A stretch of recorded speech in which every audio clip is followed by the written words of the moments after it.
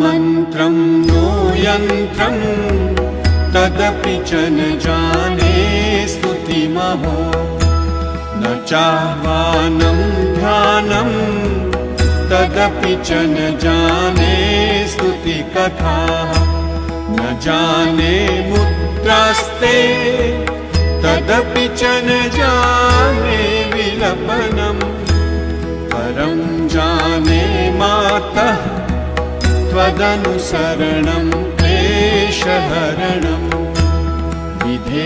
विधेरज्ञानेन द्रविणविरहेणालसतया विधेया शक्यत्वात् तव चरणयोर्याच्युतिरभूत्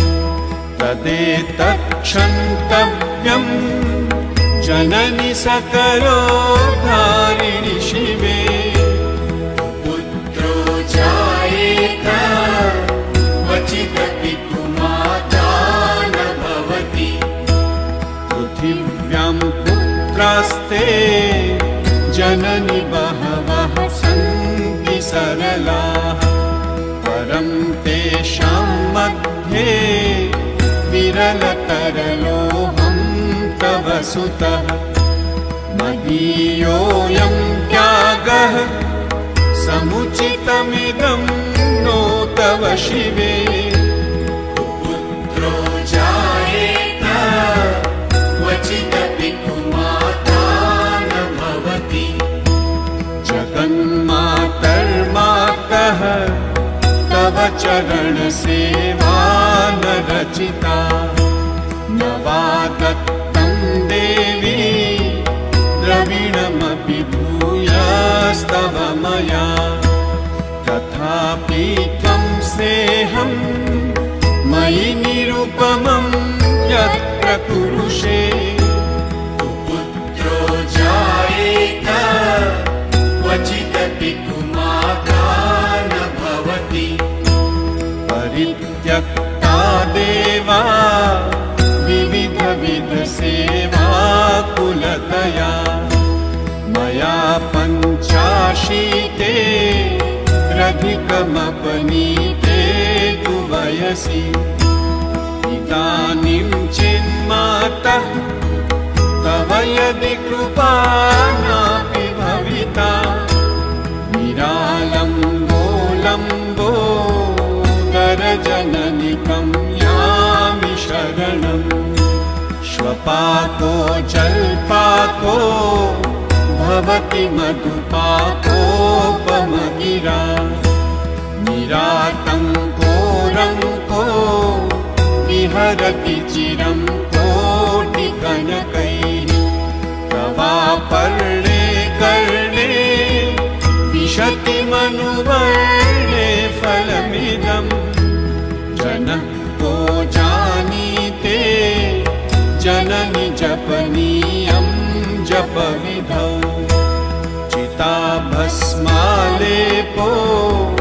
गरलमशनं विपटधरो जटाधारी कण्ठे भुजगपतिहारी पशुपतिः कपाली भूतेशो भजति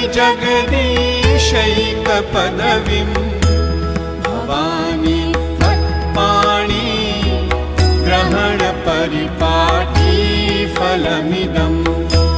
न मोक्षस्याकाङ्क्षा भवविभववाञ्छापि जनमे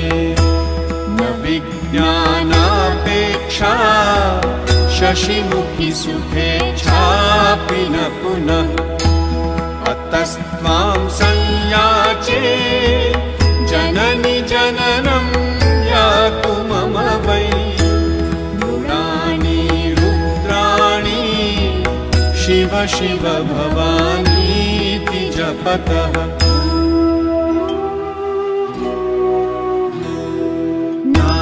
नाराधितासि विधिना विविधोपचारै किं वृक्षचिन्तनपरैर्न कृतं वचोभिः श्यामे त्वमेव यदि किञ्चन मय्यनाथे तत्से कृपामुचितमम्ब परं तवैव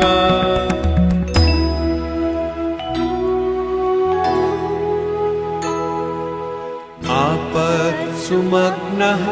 स्मरणं त्वदीयं करोमि दुर्गे करुणालवेशि नैतच्छठत्वं मम भावयेथा क्षुधार्तुषार्ता जननीं स्मरन्ति जगदम्ब विचित्रमत्र किं परिपूर्णा करुणास्ति चेन्मयि अपराधपरम्परा परं न हि माता समुपेक्षते सुतम्